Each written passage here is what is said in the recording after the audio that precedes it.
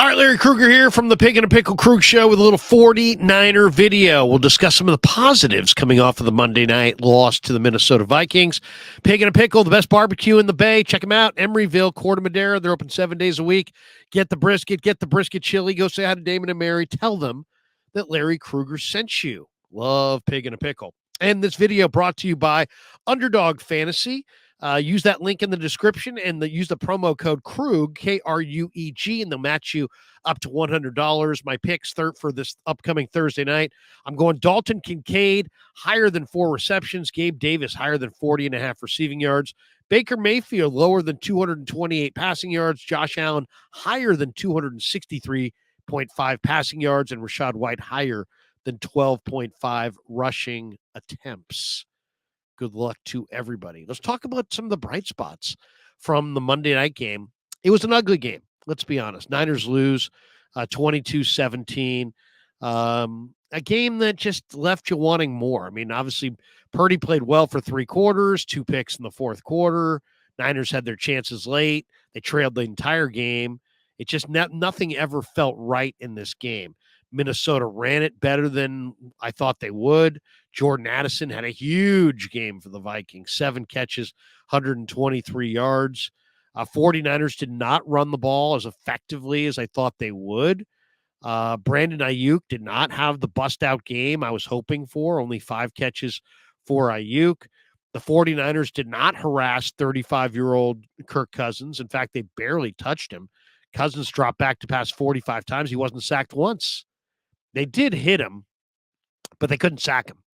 And they got close, but every single time he came through on third down.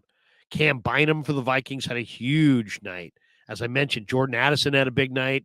TJ Hawkinson had a big night. But it was the Kirk Cousins show, man. Kirk Cousins was amazing. He threw for 378 yards. He won on the quarterback down, third down.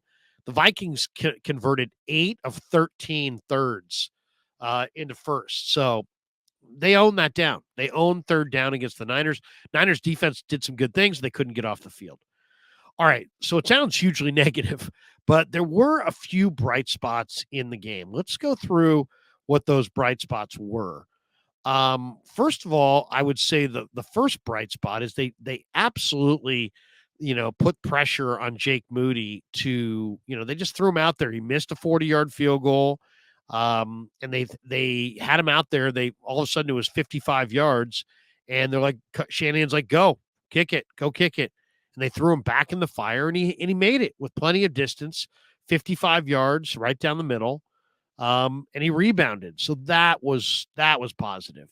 If he had missed that kick and gone 0 for 2 after missing the week before for the game winner, now you've got kicker problems. The fact that Jake Moody made the 55-yarder at least puts off the kicker debate for another week or so. I thought Jake, making that 55-yarder with the pressure that existed there was huge, absolutely huge. So that was bright spot number 1. Bright spot number 2 was Jalen Moore. The Niners have not used Jalen Moore. They drafted him in the 5th round. They haven't used him very much this year. And he's been on the team, and he's practiced every Wednesday when Trent gets the veterans day off on Wednesdays. And he knows the offense, and on a fast carpet against a pretty good Viking D-line, that includes Danielle Hunter, he stood up and played well. He was not the reason the 49ers lost the game. Brock Purdy was sacked once all day. So, and they only got 3 hits on him. So it wasn't like they were hitting Brock Purdy left and right. DJ Wanham got a hit. Hunter got a couple hits and 1 sack. That's it. And on that fast surface and that loud dome, with the kind of, all the exotic blitzes that they bring, I thought that was a very good performance from Jalen Moore. We're going to talk to Chris Forster this afternoon. We'll ask him about it, but I thought Moore really held his own, and it gives you confidence that at least the Niners have a swing tackle there that they can put in the mix and have confidence in.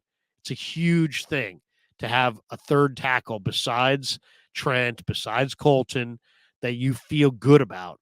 And the Niners should feel good about Jalen Moore after the performance he had on Monday night. So that was positive number 2. Positive number 3 is that Christian McCaffrey played, had 15 carries for 45 yards, scored a touchdown, had 3 catches for 51 yards, and looked healthy. They threw him 3 targets. He was targeted 3 times in the passing game. He caught all 3 balls.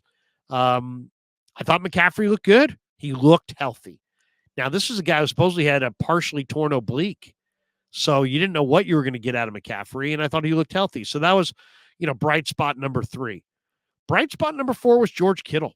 George Kittle was a factor in this game. He caught 5 balls for 78 yards.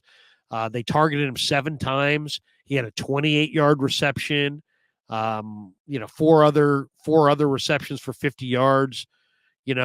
George looked good. This was, I thought, one of George's better games, and it was good to see because he had been quiet in the last month or so. So to see George get off, and start to produce a little bit in the passing game, he's not just a run blocker, he's a receiver as well. That was bright spot number 4. Bright spot number 5 to me was Dre Greenlaw. Dre Greenlaw is a monster. My God. The guy just hits. He had 10 tackles, 8 solo tackles. He had a tackle for a loss. He had a hit on the quarterback. The guy is badass. I mean, he really is good. This guy belongs in the Pro Bowl. He's been getting dinged up, and he got dinged up more in this game, but he still finished the game. Dre Greenlaw is a great defensive player, one of the better linebackers in the NFL, and he just was outstanding. Fred Warner missed some tackles in this game. Greenlaw did not. Greenlaw, is just continuing. He's had injury problems. He has a hard time getting on the field sometimes, but man, when he's out there, he is a warrior. He is an absolute warrior. He was bright spot number 5. Bright spot number 6 was Cleveland Farrell. Cleveland Farrell knocked down a pass. He was active. He had a couple tackles. He made some big plays. I mean, I felt like Cleveland Farrell made an impact. You knew he was out there. He had a hit on the quarterback. He had a pass defensed. He had a couple tackles. He was active. I thought that was one of the better performances from Clee. And then Kevin Givens was he's bright spot number 7, I guess. 1, 2, 3, 4, 5, 6, 7. Yeah, he's bright spot number 7, Kevin Givens. Givens has got some mobility to him, and he had a nice tackle for a loss where he shot the gap. He had a good play on the goal line. Givens is a rotation player, but man, they need him, and he played well. And it was good to see because he's a good player. He really is. He's got pass rush ability. He's got can he stand in for 50 snaps against the run? Probably not.